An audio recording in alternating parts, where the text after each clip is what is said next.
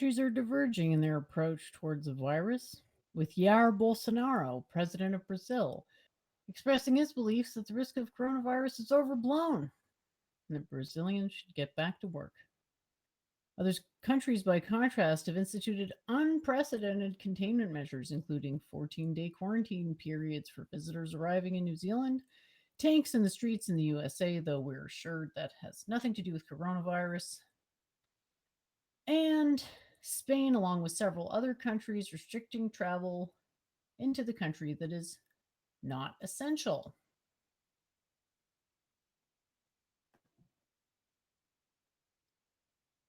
As covered on this channel weeks ago, doctors in South Korea were among the first worldwide to test and ultimately add chloroquine or hydrochloroquine to their treatment guidelines for novel coronavirus. Belgium and China have since followed suit, with the US close behind. Although chloroquine is already approved by the FDA for treatment of malaria, Trump administration has instructed them to approve it also for the treatment of novel coronavirus as quickly as possible.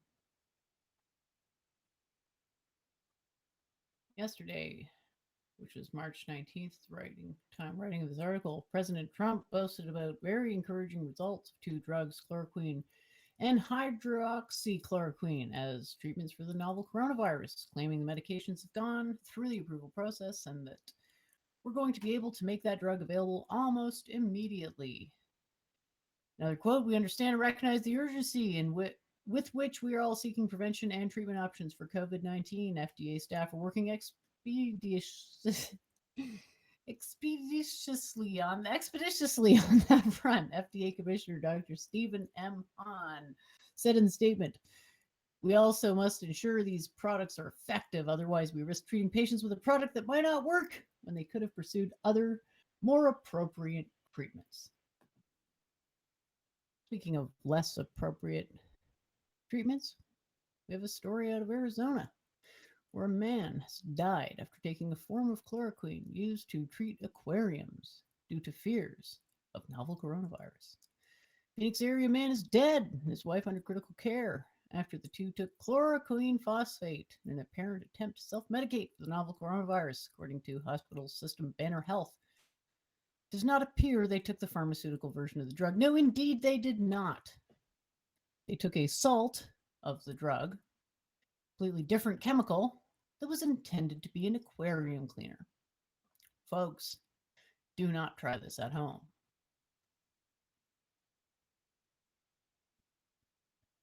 Very interesting to watch the development of the chloroquine meme as it spread throughout the internet. I'm trying to remember when I first heard wind of it. I did mention it on one of the weekend reviews. I think it might have even been 3 weeks ago. I'm not actually sure, but I saw the original study. It was published on one of the chans, either Biz Science or Poll. I don't remember exactly, but it was a preliminary study, I believe, out of South Korea, talking about the promising results they received from, I believe, chloroquine or possibly hydrochloroquine mixed with zinc. Because I believe zinc is essentially an adjuvant for chloroquine, so it helps your body. I think maybe it's the chloroquine that helps your body absorb the zinc, and the zinc makes you better at fighting off the virus, but don't quote me on that. But basically, what they're trying to do in this article here from inverse.com is trace how the information about chloroquine, which led to a lot of really interesting recent developments, and how it originally spread in the first place. So, interesting read, and you can go back and see just how quickly I broke that pretty much when it first came out. An interesting story coming out of India. Bit of a busy website here, News 18. COVID-19, India has banned export of anti-malarial wonder drug hydroxychloroquine as demand soars. So after Trump made his announcements, looks like India took a self-protective measure and banned export of this supposed wonder drug. Indian Council of Medical Research Director General Balram Bhargava had on Monday recommended the use of hydroxychloroquine for treating healthcare workers handling suspected or confirmed coronavirus cases, and also the asymptomatic household contacts of the lab confirmed cases. Treatment protocol recommended by the ICMR constituted National Task Force for COVID-19 has been approved by the Drug Controller General of India for restricted use in emergency situations. So good on you, India, showing the way and boycotting exports for a life-saving drug that is much needed at home. Interesting research published by Nature on February 4th of this year. Remdesivir and chloroquine effectively inhibit recently emerged novel coronavirus in vitro. Why it's taken politicians so long to keep up with these findings is anybody's guess. I also have a $2 trillion coronavirus stimulus bill put forward by the Trump administration, and he took the opportunity, from what I can see in the coverage here, to attack the US media in the process. So, still in fighting form, President Trump there. Let's head over to markets. Have we seen the bottom of Bitcoin? No one can say for sure. It's been a tumultuous period. If we look at it, really just starting out, just sort of finding its footing, this cryptocurrency idea, but it has already gone through several ups and downs. Is it stabilizing, or is this just the calm before the inevitable collapse due to lack of confidence in cryptocurrency markets? Only time will tell. In real asset prices, silver prices are increasingly decoupled from their demand, with some eBay sellers using the opportunity to sell solid silver at inflated prices. Silver spot price was a 1681 at last checking, but is now selling on eBay at over $20 per ounce, US dollars, representing a 24% markup. Silver has always been a controversial metal for investment. Has had an inconsistent return on investment. However, it is touted by the likes of Peter Schiff as the best hedge against inflation, which those bullish on silver have long ensured prospective buyers is just around the corner. Will they get their wish fulfilled? Only time will tell. Practically speaking, silver tends to be a byproduct of mining other metals. This led many to be bearish on silver, i.e., the idea is that since they could just start mining more silver at any point in time, flooding the market effectively, that the price is always going to be uncertain. However, this reticence may have been ill-informed, as recent market uncertainty has led to a run on solid silver supplies. Along with the aforementioned price-value decoupling tweets made by Roy Seabag, Canadian entrepreneur and investor, on March 25th, read, "Some banks today failed to deliver physical in the COMEX bar EFP. As a result, these banks suffered huge losses, which will soon be announced. They've also decided to exit the COMEX market. Now there remains a big physical shortage in the COMEX denomination, so rumors are the COMEX will announce a force majeure to allow banks to deliver LBMA bars instead. This should be announced imminently."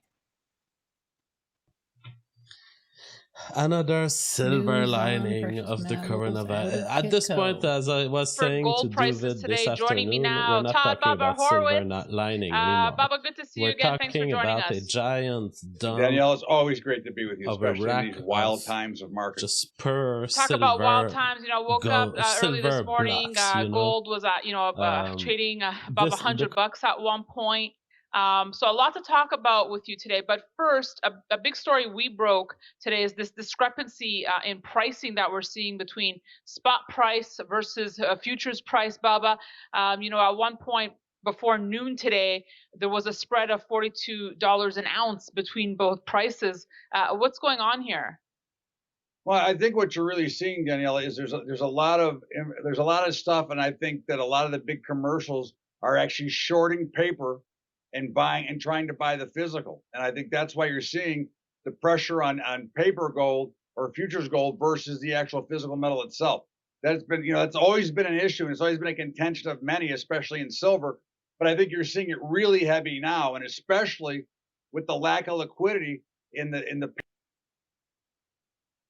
gold market right now. The paper gold market right now is losing a lot of liquidity because, again, with these big price moves, wants to step in front of it. So they're kind of letting him trade. So I think there's been a big run to spot, and they're just selling paper. No one can hold the spot, and if they have to, they can always roll the paper.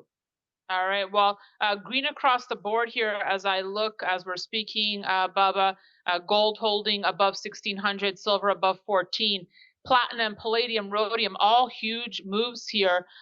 Specifically looking at gold, did we reach the bottom? Is it all roses and unicorns from here on out?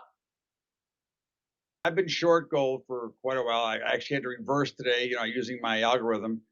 And I didn't like reversing. I still don't like it, but I have reversed. I am long gold. I'm not real thrilled with this move up. Typically, in my eyes, rallies aren't born on a straight V-shaped bottom. And I think that there's probably a little bit of work to do, either consolidating or come back down a little bit. But certainly, I'm not going to fight the information that I use. So I was basically short across the board until today, and I really actually myself paid up to get it. Paid up in the 1660 June futures level, which is kind of where they are now, but they got up to 1693 before falling all the way back.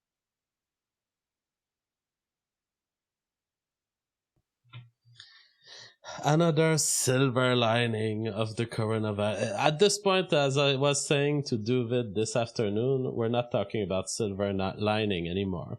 We're talking about a giant dump of a rack of just pure silver blocks, the coronavirus doesn't bring a silver lining. It brings us pure 9.99999% silver. San Francisco. They're manipulating you. This is what happens when science becomes political. Suddenly people start lying and you can't trust anything you hear. That's a very dangerous thing to do at a moment like this. The truth is essential. Just yesterday, the governor of Nevada, Steve Sisolak, issued an emergency order that banned doctors in his state from prescribing hydroxychloroquine as a treatment for coronavirus unless it's administered in a hospital setting. Now, Sisolak is a politician. He's not a doctor, but he didn't hesitate to pronounce the drug, quote, unproven as a treatment for coronavirus. Well, that's true as a technical matter. But doctors prescribe medicines in new ways all the time. It's called off-label usage. It's legal and very common in places where Democratic governors don't decide to micromanage the details of medical care. So why did Sisolak do this? His statement suggested that hydroxychloroquine was somehow a threat to public health. But the real reason was likely the opposite of that. The governor was afraid of running out of it. Pharmacists across the country have reported a large increase in requests for the drug. Some of the requests have come from doctors who appear to be stockpiling it for themselves and for their families. This resulted in shortages. That is a problem, and it's a problem for a number of reasons, including because the drug is also used to treat chronic diseases like lupus and rheumatoid arthritis. But there's one thing that it does prove conclusively. Donald Trump is not the only person who thinks hydroxychloroquine might be effective. A lot of practicing physicians think so too. We're going to update you every single day with the latest from the world of medicine and healthcare. It's in our Corona Cure Tracker. Let me take you through the top developments that will inspire some confidence that things could soon be getting better. Well, after the US and India, Australia has seen a coronavirus patient recover with the administration of HIV and malaria drugs. Development number 2, the Queensland University patient in Australia has recovered after the use of anti-HIV and malarial treatment. The WHO is tracking US, Indian and Australian cure cases to identify these very clear lines of treatment. In fact, in India, the ICMR is studying very closely, and we had some breaking news on that also a short while ago about anti-HIV drugs being used to treat coronavirus. Development number 4, an effort is now on to see if modified anti-HIV and anti-malarial drugs can create a COVID-19 cure very soon. 13 COVID-19 patients in India have been cured or discharged so far. That's very, very good news. Number 6, the cured COVID-19 patients include 4 in UP, 3 in Kerala, 2 in Delhi and 1 in Jaipur. And finally, the WHO has issued an advisory. This is a sobering note to say there is no evidence that current medicines can prevent or cure, but that is an effort in progress, and hopefully soon there will be more answers than questions. Many of them are lying about it at a time when we are desperate for the truth. The thing we need above all is the truth. So what is the truth about hydroxychloroquine? Dr. Marlo Hernandez is CEO of Kano Health. He joins us tonight. Doctor, thanks so much for coming on. Thanks for having me, Tucker. Give us very quickly an overview of how, and just on the basis of the science, how. Okay, let's play a little bit from E. Michael Jones. The National Task Force for COVID-19 recommends the use of hydroxychloroquine for prophylaxis of SARS-CoV-2 infection for selected individuals. Now, this is a slightly technical terminology. Can you please tell us, first of all, what is hydroxychloroquine? Is it curative or preventive? That do you use it to vaccinate yourself, or do you use it after you've got the disease?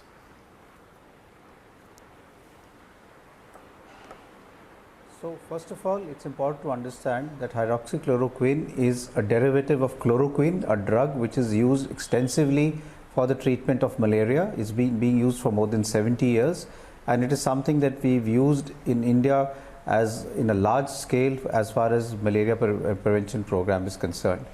Hydroxychloroquine is a derivative of the same compound, which is much more safer and has also been used extensively for the treatment of immune disorders like rheumatoid arthritis, SLE, and even patients who have sarcoidosis. And most of us who are clinicians and treating these disorders have probably used hydroxychloroquine for more than 20 years and found it to be a very safe drug. So the safety issue was one thing that the task force had looked at, that is this a safe drug?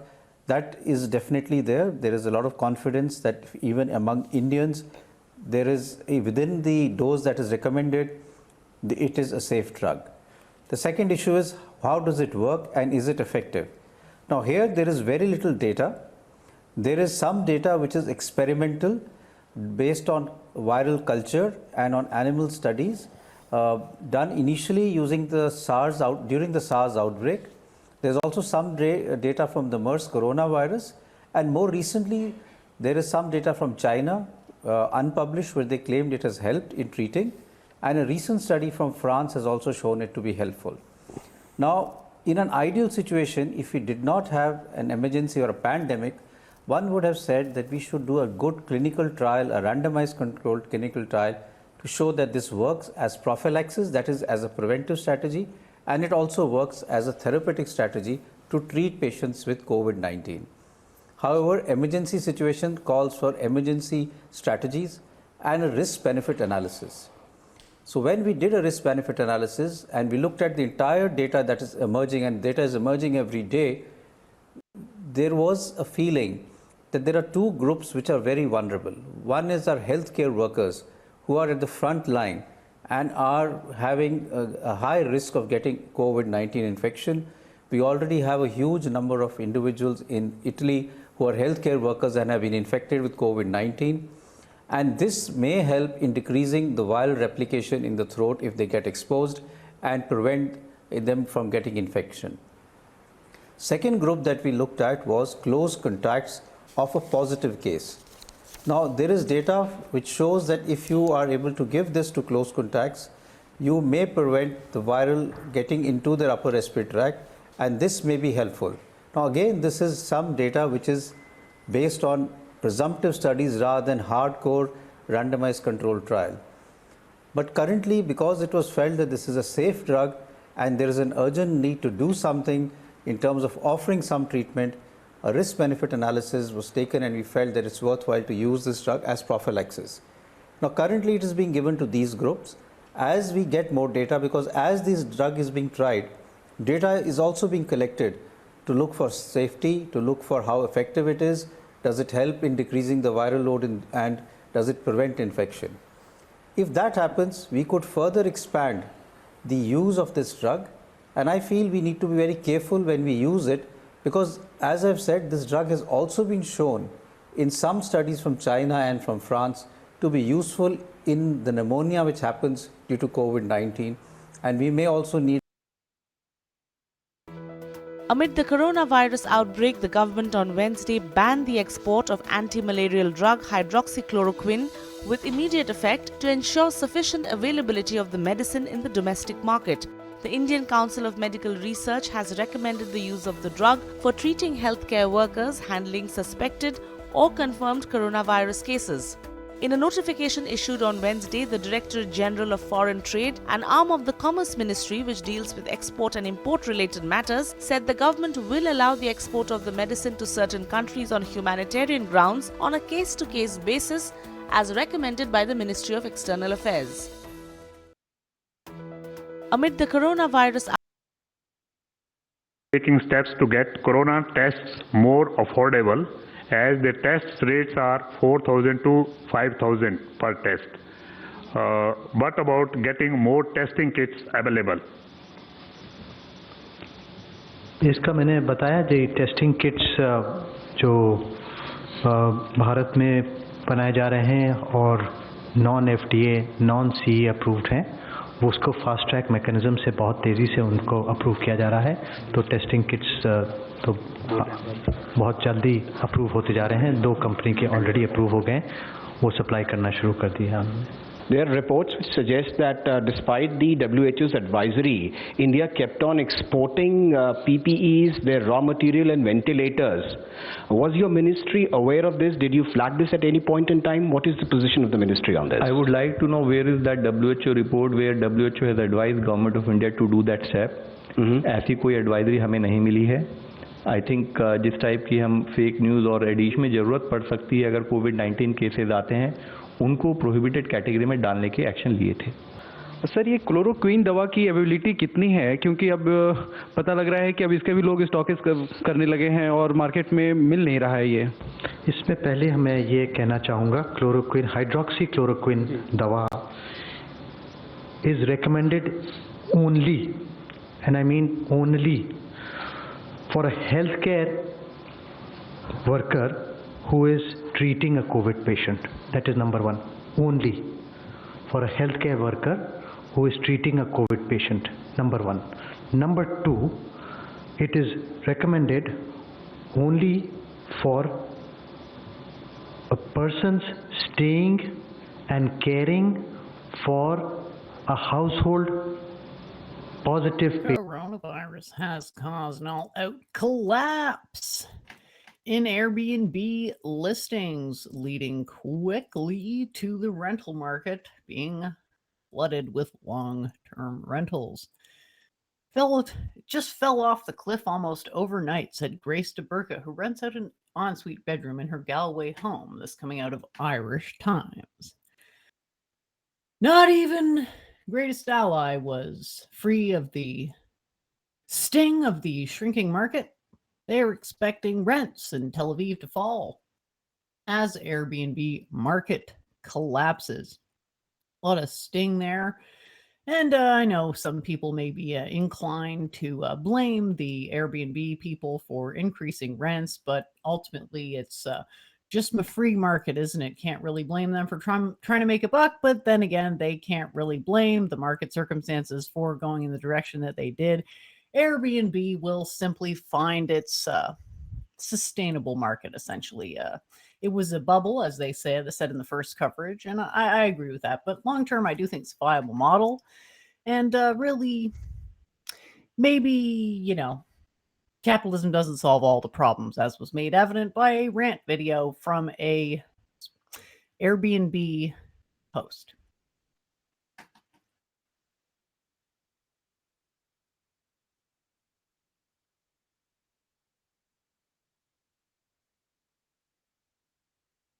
This message is for Brian Chesky of Airbnb. We are your loyal hosts and most devoted supporters. Well, that is, we used to be.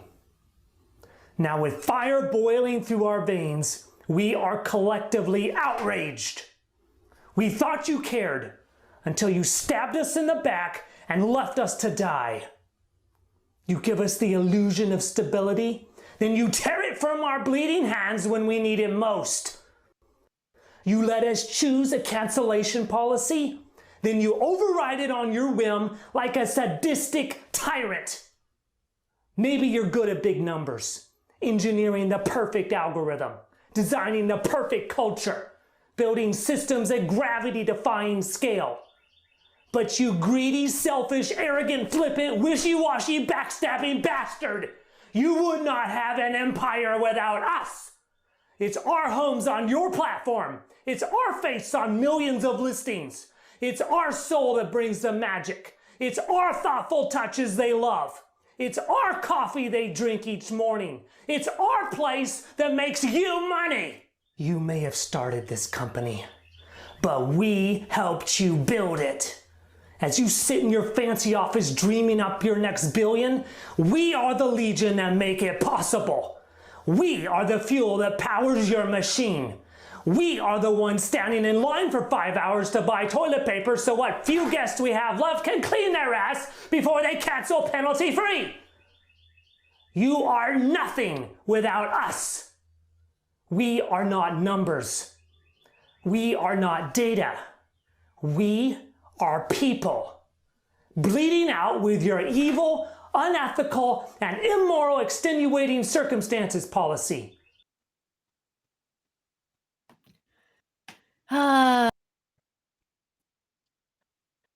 New development has been reported by oilprice.com that Saudi Arabia and the U.S. could form the world's newest oil cartel. Nothing has been made official as of yet. However, such an alliance could lead to a situation where the pair is able to influence the direction of world markets. Recent developments in U.S. dollar liquidity and stock collapses serve to highlight the power available to players who could simultaneously control the stock market and oil prices. There are three things to consider here: the crude oil price itself, the American stock market average valuation, and the inflation of the U.S. dollar. First, we have to ask ourselves, just how much are U.S. stocks affected by crude oil prices? More than you might think. The price of BP and ExxonMobil stocks fell rudely to 40 and 58% of their value just a month ago, since the failure of OPEC talks between Russia, Saudi Arabia, and the U.S., which fell apart on March 9th of this year. This course change has experts predicting between $10 and $20 per barrel of crude oil. Demand destruction that we're about to see. Yeah, so we revised our oil. Our Brent view is now 36 this year and 35 next year. We think there's going to be an inventory build this year of about 3 million barrels per day. That's 3% of global oil supplies or demand. And basically it relates to the ramp up of OPEC output into next quarter post the OPEC meeting the other day. We see a sort of Brent low of, on average, $27 next quarter, but a low case scenario of around $17. Oof. What would the world look like at that $17 level? In other words, I know that's worst case, that's not base case so far. What needs to happen for us to actually get there? Look, I think there's a lead time of Middle East loadings to Asian clients, and that could be 60, 90 days, and that's why I think 2Q is quite significant. And then we've obviously, come off a low demand quarter, particularly over here in China, and then you're going to see that elsewhere in Europe and the US. So you're seeing oil demand down maybe 1 million barrels per day year on year this year, but assuming the virus does clear out at some stage this year, then you could see a reasonable recovery in demand growth next year. We're forecasting, I think, 1.5 million barrels per day global oil demand growth. And when it comes to the oil and gas producers, I'm sure this is like catching a falling knife now in terms of earnings downgrades. How are you playing this out right now? How are you basing your base case scenarios on earnings projections now for some of these oil producers? Yeah, so we've reset our earnings recently. Look, if we look back at other oil price collapse, whether it's 2015 or 2009, in this part of the world, you tend to see the refining and chemical companies outperform the upstream oil companies. And in particular, in this part of the world, China, bear in mind that, for some of the Chinese refiners, the government set a sort of $40 oil price floor. So at $30, I'm effectively buying at 30, and I can sell at the equivalent of $40. So that's quite significant to some of the refineries, and that's why we've skewed a bit more positive to those. Yeah, if you look back at, last oil price collapses, of course, you're going to get inventory losses for some of these companies, which you're going to see in 1Q results. And the market, we would argue, sort of price that in. So the longer we remain, as long as it's sort of stable around, let's say, a low oil price level, and for the sake of argument, let's call around $30 a low oil price level, then effectively my costs, whether it's a refinery or naphtha cracker, you've just had a 50% discount on your costs as we get through the inventory issues through the wash. And that's why when you look back at absolute share price performance, it was some of these downstream chemical names which did better than upstream. I think if you're taking more of a medium-term view, that we can talk about $30 or $40, but JP Morgan's long-run oil price still remains at $60 Brent from 2023 onwards. And I don't see why dramatically the cost curve for oil changes to a $30 level in the longer term. At the moment, the industry needs at least $60 for a lot of these investments. You're going to see delays to sanctionings of projects. But as long as you really believe we'll get back to a long-run oil price view, then some of these oil equities, which are already discounting, we think, around $30, $40, if you're taking more of a medium-term view, look actually good value.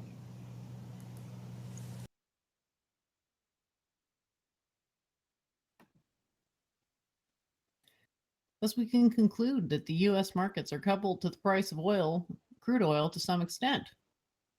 Last pundit said that many markets are not viable without a firm floor on the dollar. He made reference to $30 and $40 floors as a necessity for the industry to be profitable. So a prolonged depression of crude oil prices will cause many of such businesses to be forced to close up shop until circumstances improve.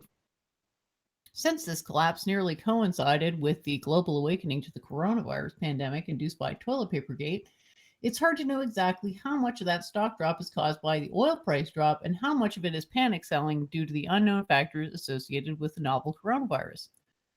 However, we can estimate the degree of coupling between stock prices and crude oil prices by comparing the S&P 500 to the S&P energy indices over the past month to get a general idea. The S&P 500 has fallen from 3128 to 2237, a 28% drop. In the same time span, the S&P 1500 energies has fallen from 365 to 178, representing a 52% drop. Clearly, lower oil prices exhibit negative pressure on oil stock prices more so than the rest of the stock market. So there's your coupling. However, we also have to remember the inverse relationship between the crude oil value and the US dollar buying power. Loyal viewers will remember this juxtaposition of diagrams suggesting a pretty close inverse relationship between the crude oil price and the US dollar buying power.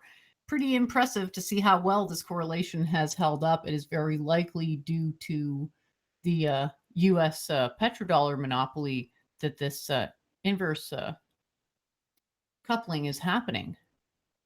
If this coupling continues, which it certainly will if the U.S. and Saudi Arabia form an oil cartel, recovery to U.S. markets caused by increasing oil prices will be offset by the associated inflation. It's important to remember that inflation disproportionately affects low-income demographics.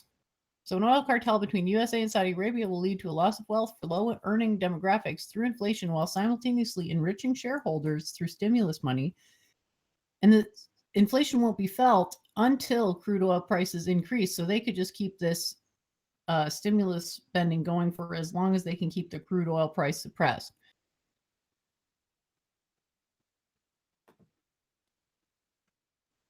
An improved stock market is largely irrelevant to low-income demographics, as they by and large do not invest in them. They do, however, have to pay the biggest price for inflation.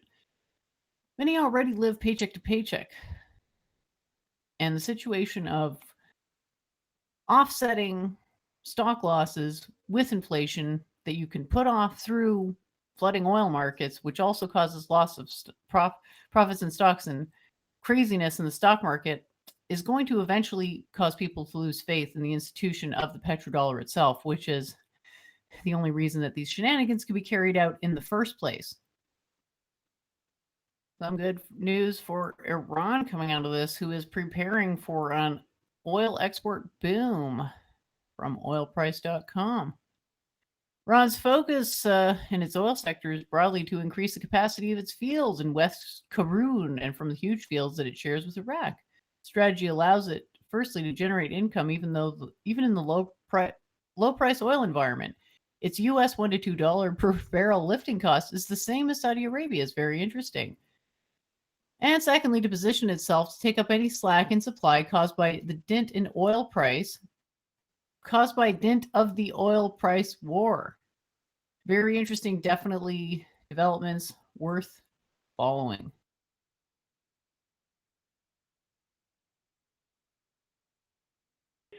We see some discussions emerging from both Saudi Arabia and Russia on the potential for re-engagement, as well as some curtailment of some production commitments that have come in recent weeks. We are going to see a wall of oil hit the market. Let's not forget that this was primarily driven at the start by a demand-side crisis. Now, that demand-side impact on the oil price has actually worsened over the last couple of weeks, not improved, largely because, for example, many airlines have cancelled up to 90% of their flights. So that's around about 4 to 6 million barrels per day of oil that's coming, that is no longer there, demand that's no longer there.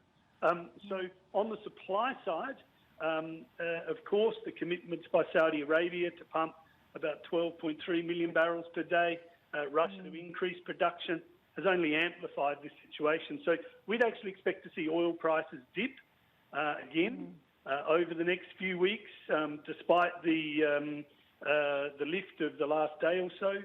We expect them to dip down towards the $20 a barrel in that time frame, and then begin the recovery thereafter. But the recovery is going to have to come over the next 6 months, largely driven by the two largest producers getting back together and talking about limiting production, at least in the short term. Debate in public forum, it was pretty amazing. But